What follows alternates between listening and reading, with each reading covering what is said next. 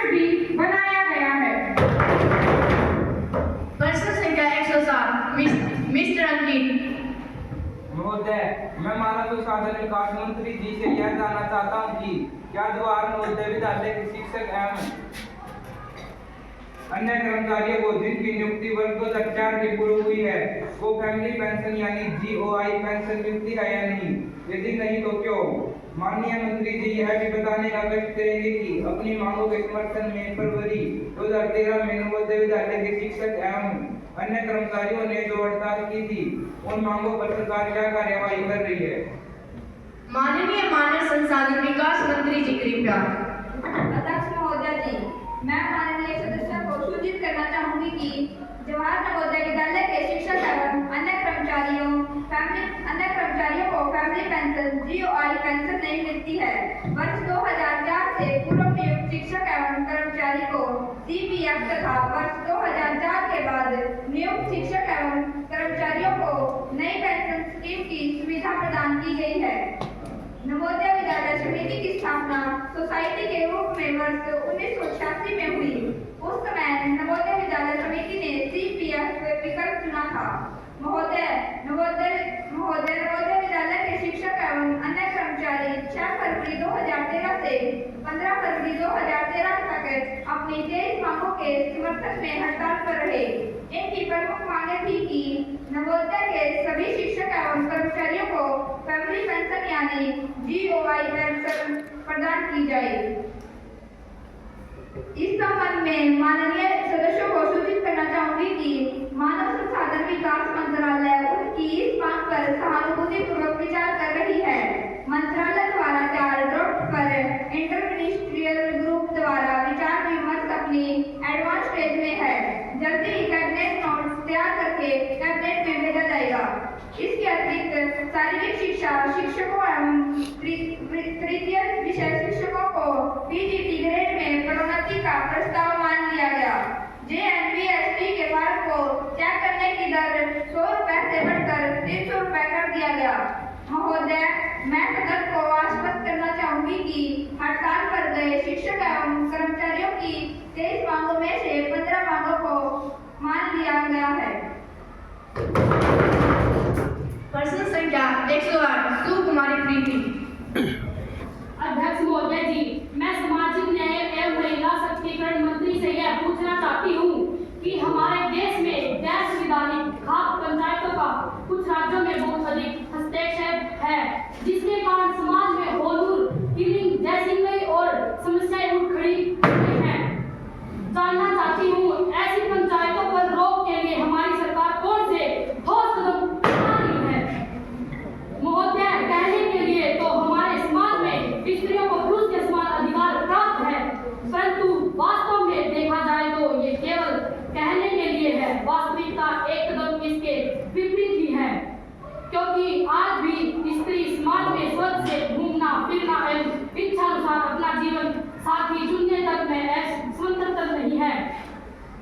ये कैसा समान अधिकार? माननीय सामाजिक न्याय एवं महिला सशक्तिकरण मंत्री जी कृपया। अध्यक्ष महोदय जी, क्योंकि खाप पंचायतें संवैधानिक नहीं है और उनके निर्णय मानवाधिकार तथा महिलाओं के अधिकारों का उल्लंघन करते हैं, अतः केंद्र सरकार ने इस प्रकार के असंवैधानिक प्रवृत्ति पर रोक लगाने के लिए सभी राज्यों के प्रमुख सचिवों और पुलिस प्रमुखों की बैठक बुलाई है। बैठक के पश्चात राज्य सरकारों से विचार विमर्श करके संवैधानिक उल्लंघनों के मामले पर कानूनी कार्यवाही की जाएगी।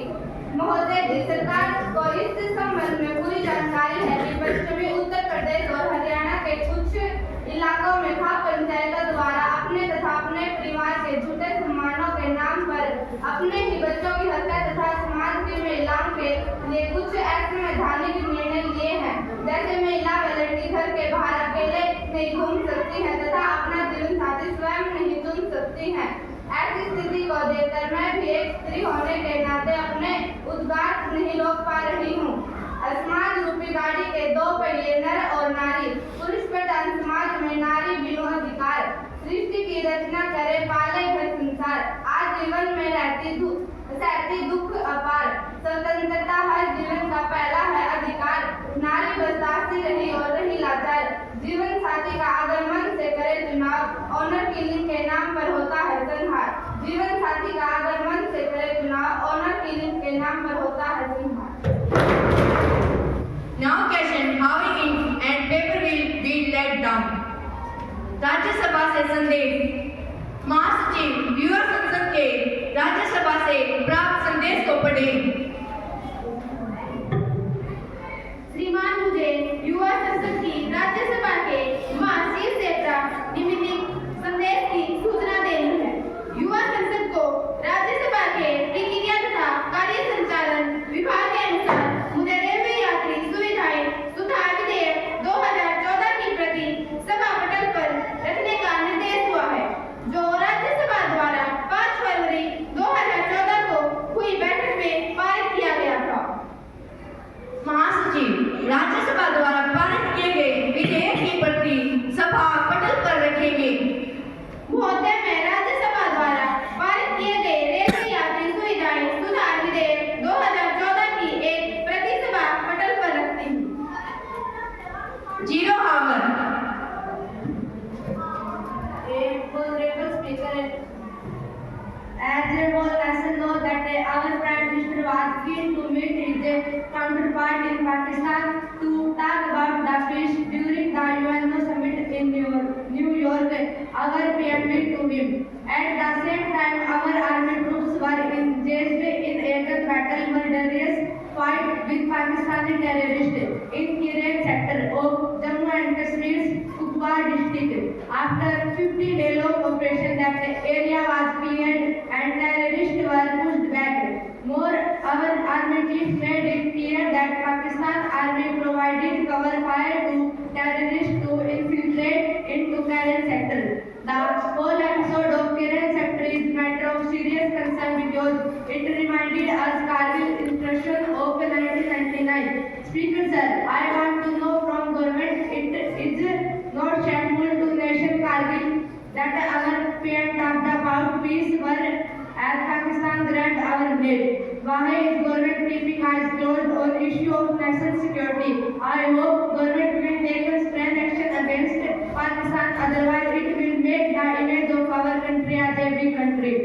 सब बादल साधु हो गए, बादल सब सन्यासी, पछुआ टूट गई पुरवा को, धरती रह गई प्यासी, फसलों ने वैराग ले लिया, जोगी होगी जानी, राम जाने कब बरसेगा पानी, राम जाने कब बरसेगा पानी।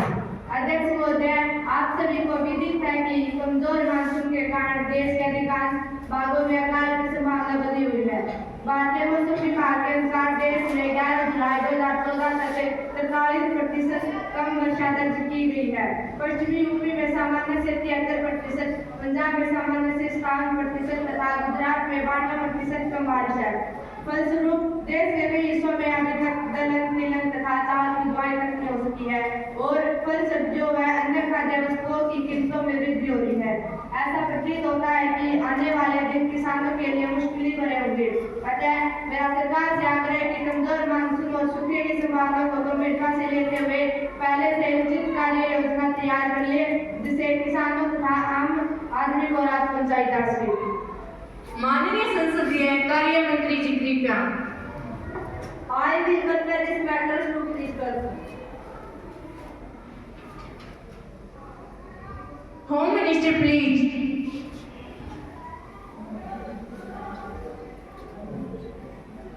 माननीय अध्यक्ष महोदय, अलग तेलंगाना राज्य की घोषणा के बाद आंध्र प्रदेश के कई जगहों पर विरोध प्रदर्शनों के दौरान छिटपुट हिंसात्मक घटनाएं हुई हैं। जैसा कि सभी जानते हैं, वहां पर तेलंगाना समर्थकों ने अलग राज्य की घोषणा का स्वागत करते हुए खुशियां मनाई हैं तथा दूसरी तरफ सीमांध्र तथा रायलसीमा में लोगों ने पृथक तेलंगाना राज्य का विरोध किया, क्योंकि वे वर्तमान एकीकृत आंध्र प्रदेश के पक्षधर हैं। इसको लेकर वहां हिंसा हुई है तथा असम में भी अलग बोडोलैंड राज्य की मांग दोहराते हुए लोगों ने प्रदर्शन किए हैं, जिसमें कुछ हिंसात्मक घटनाएं भी हुई। ऐसी घटनाओं को रोकने के लिए सरकार ने पर्याप्त कदम उठाए हैं, जैसे राज्य पुलिस के साथ साथ केंद्रीय सुरक्षा बलों के जवानों को भी लगाया गया तथा मैं व्यक्तिगत रूप से इन राज्यों के मुख्यमंत्रियों के संपर्क में रहते हुए पूरे मामले को देख रही हूँ। वर्तमान में वहाँ पर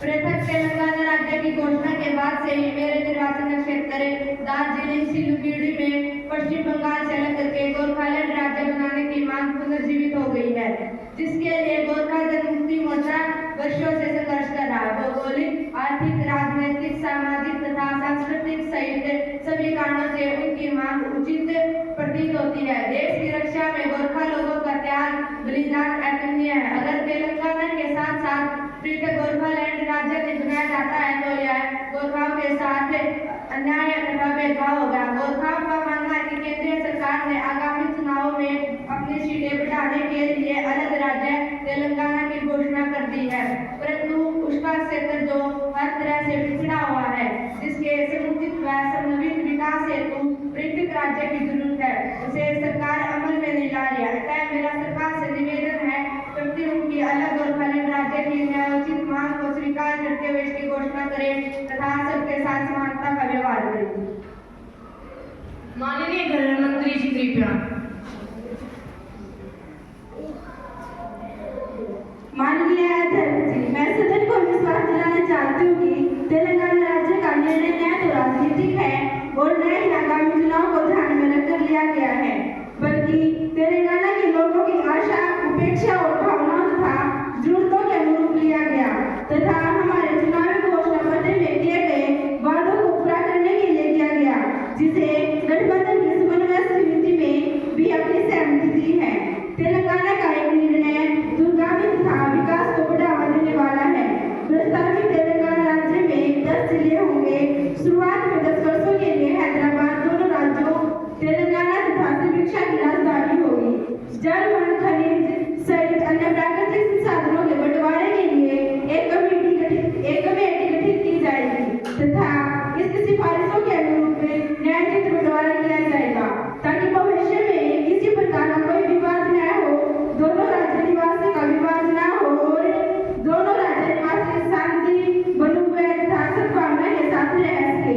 मैं सदन को यह भी विश्वास दिलाना चाहती हूँ कि तेलंगाना राज्य की घोषणा के बाद सरकार ने किसी भी तरह की हिंसा न हो, शांति व्यवस्था में खिलवाड़ न हो तथा पर्याप्त कदम उठाए गए हैं, जैसे development of educate number of security personnel तथा धारा 144 लागू करना। परंतु इन सब के बावजूद भी हिंसात्मक प्रदर्शन हुए हैं जो खेदजनक हैं। जहाँ तथा बोडोलैंड, गोरखालैंड विरुद्ध उत्तर प्रदेश का प्रचार 4 राज्यों में विभाजन के तथा अन्य राज्यों के गठन के परिप्रेक्ष्य में मैं सदन को बताना चाहती हूँ कि गोरखालैंड तथा बोडोलैंड टेरिटोरियल में राज्य सरकार के अतिरिक्त वहाँ स्थानीय लोगों द्वारा स्वायत्त शासन का प्रावधान है, जिसे अपने क्षेत्र में विकासात्मक कार्यों को उत्तरदायित्व दिया गया है। फिर हमारी सरकार ने इस नए राज्यों के गठन की मांगों को ध्यान में रखते हुए एक 15 राज्यों वाली कमेटी का गठन करने का निर्णय लिया है, जो इन सब राज्यों को दोहरा तथा विस्तृत अध्ययन के बाद जो भी सिफारिश देती है उसके अनुरूप सही समय पर सही तरीके से और सही निर्णय किया जाएगा। Now the time for legislative business bill to be introduced. माननीय सामाजिक मंत्री विधेयक का पुनर्स्थापना करेंगी। सुकुमारी अंजलि। अध्यक्ष जी, श्रीमती में प्रोमिनेंट अनुसूचित जनजाति के आरक्षण के लिए संविधान में संशोधन विधेयक को पुनर्स्थापित करने की अनुमति चाहती हूँ। प्रश्न है, प्रोन्नति में अनुसूचित जाति एवं अनुसूचित जनजातियों के आरक्षण के लिए संविधान संशोधन विधेयक 2013 के पुनर्स्थापना करने के लिए अनुमति प्रदान की जाए। कृपया जो इस पक्ष में है वे हाँ कहें, जो इसके विपक्ष में है वे कृपया न कहें। मैं समझती हूँ कि हाँ का बहुमत है, अतः अनुमति दी जाए। नेहा। श्रीमान जी, मैं विधेयक पुनर्स्थापित करती हूँ। Bill for consideration. Now the House will take up consideration to the National Sports Development Bill 2014 that already has been introduced in last session. Sports Mantri, please. National sport development bill 2014। धूप में निकलो, घटाओ में नहा कर देखो, जिंदगी क्या है किताबों से हटकर देखो। I have great pleasure and privilege to take up consideration on the National Sports Development Bill 2014. This will be milestone and a new chapter in the history of sports and games. Very purpose of this bill is to provide for development of sports in India, coordination of national teams for participation in international events, fair and transparent functioning of autonomous sports bodies and welfare measures for sports persons, promote athletic practices in sports including elimination of doping practices, fraud of age and sexual harassment of women in sports, to constitute and establish a sport dispute settlement and appellate tribunal to hear appeals and adjudicate disputes relating to sports and matters connected therewith or incidental theory. Salient features and provision of this bill are: the central government may by rules provide by such measures as may be necessary for promotion and development of sports and welfare of sports persons, including elimination of unethical practices in sports.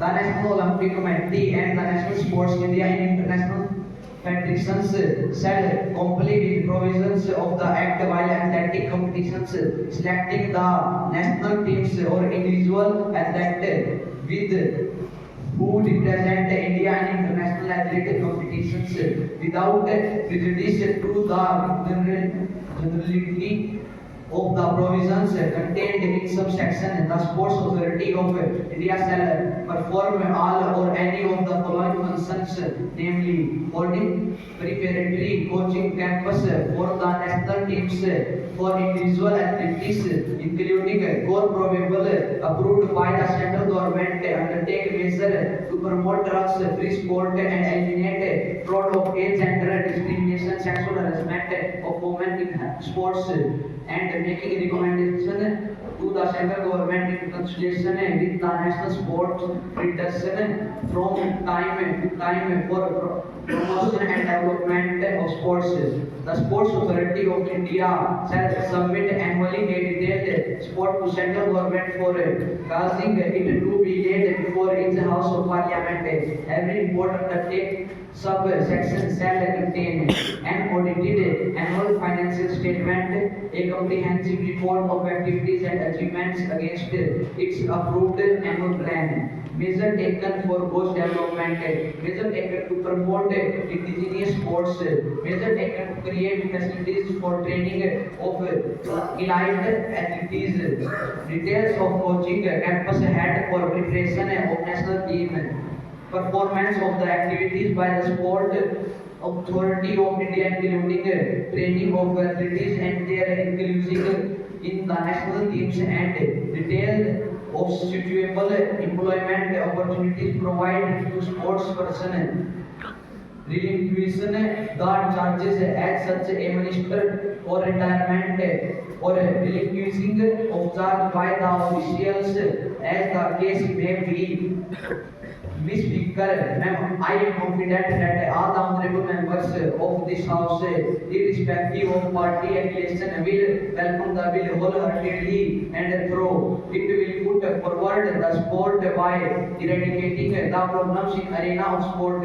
I now move that the National Sport Development Bill 2014 be taken into consideration. Motion moved. Mr. Ravi. माननीय अध्यक्ष महोदय, मैं इस bill का समर्थन करता हूं क्योंकि हमारे देश की जो राष्ट्रीय की टीमें हैं उन्हें अंतर्राष्ट्रीय स्तर तक खेलने के लिए प्रशिक्षण की आवश्यकता है, जिसका प्रावधान इस बिल में खेलों में जो विवाद होते हैं उनका निपटारा करने के लिए एपीलेट स्पोर्ट ट्रिब्यूनल का प्रावधान है, जो किसी भी प्रकार के विवाद का सही निपटारा करने में सहायक होगा। इस बिल से खेलों के संघों में वित्तीय अनियमितताओं को रोकने के लिए उनके बजट के आरक्षण का प्रावधान है, जिसमें अनियमितताओं को रोकने में सहायता मिलेगी।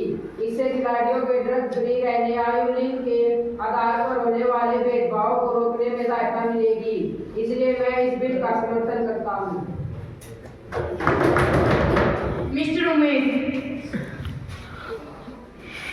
Honorable Man, I strongly favor this bill for the development of sports activity in our country due to following reason.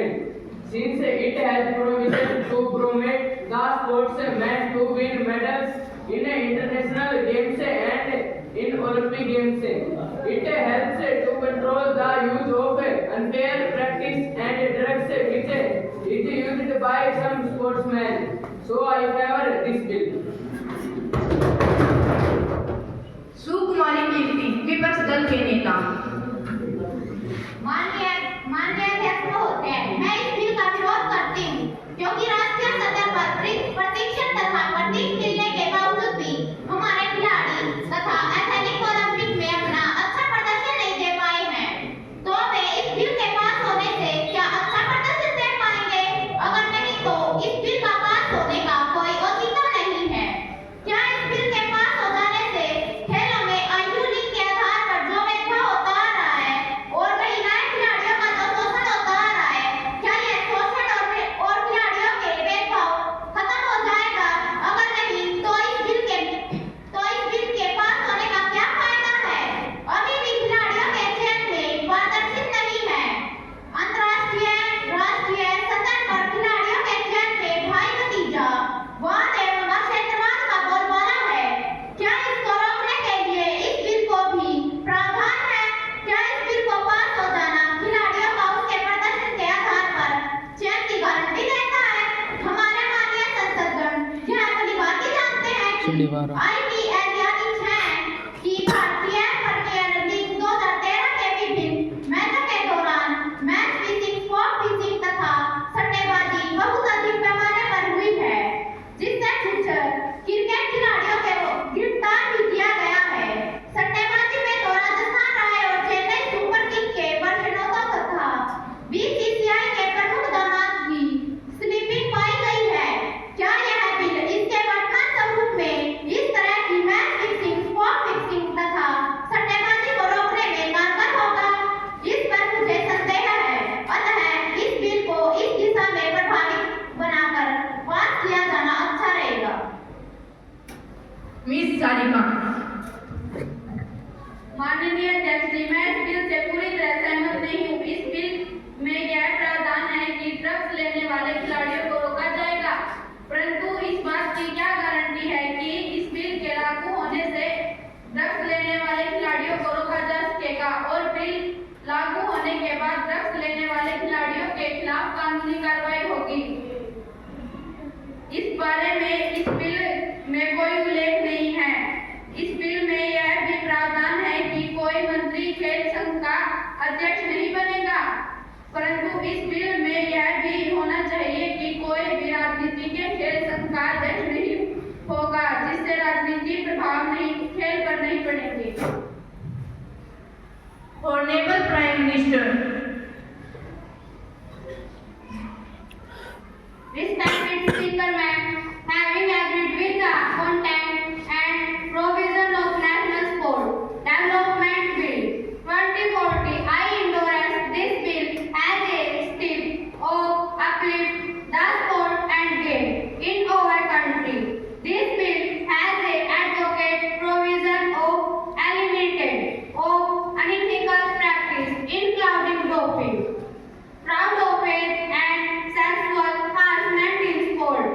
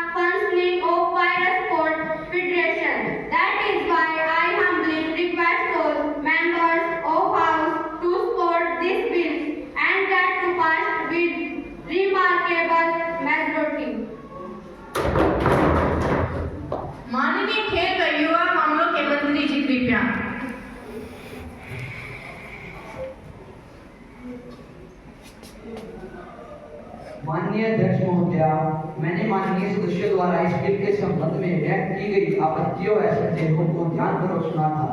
मैं आपके माध्यम से सभी सम्मानित सदस्यों को आश्वस्त करता हूं कि यह बिल इन सभी आपत्तियों और संदेहों का निराकरण करेगा। जैसा कि इस बिल में वित्तीय अनियमितताओं को रोकने के लिए खेल संघों के बजट का अंकेक्षण करने सहित पर्याप्त प्रावधान है। यह बिल मंत्रियों को खेल संघों के पद धारण करने से रोकने के लिए कारगर होगा।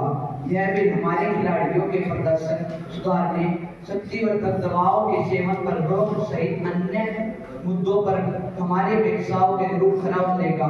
खेल संघों के बजट तथा कार्य प्रणाली में पारदर्शिता लाने के लिए बीसीसीआई सहित सभी खेल संघों को सूचना के अधिकार 2005 के अंतर्गत लाने का प्रावधान इस बिल में है। छठे आईपीएल के दौरान सामने आई मैच फिक्सिंग, स्पोर्ट फिक्सिंग और सट्टेबाजी जैसी घटनाओं को इस बिल के तहत अपराध की श्रेणी में रखा गया है तथा उन घटनाओं में सम्मिलित पाए जाने वाले व्यक्ति के लिए कठोर व पर्याप्त सजा के प्रावधान भी इस बिल में है। अतः सभी माननीयों से मेरा निवेदन है कि इस बिल का तहे दिल से स्वागत करते हुए इसे सदन में प्रचंड बहुमत से पारित करवाए। The question is that the bill to improve profession of our play and develop sport in our country and work with international standard be taken into consideration. Thus, who is in favor will say yeah. Those who are against it will say no. I think the yeah have it, yeah have it, yeah have it. The motion is adopted. Minister for Sports and Youth, please. Ma'am, I move the bill be passed. Motion moved that the bill is passed.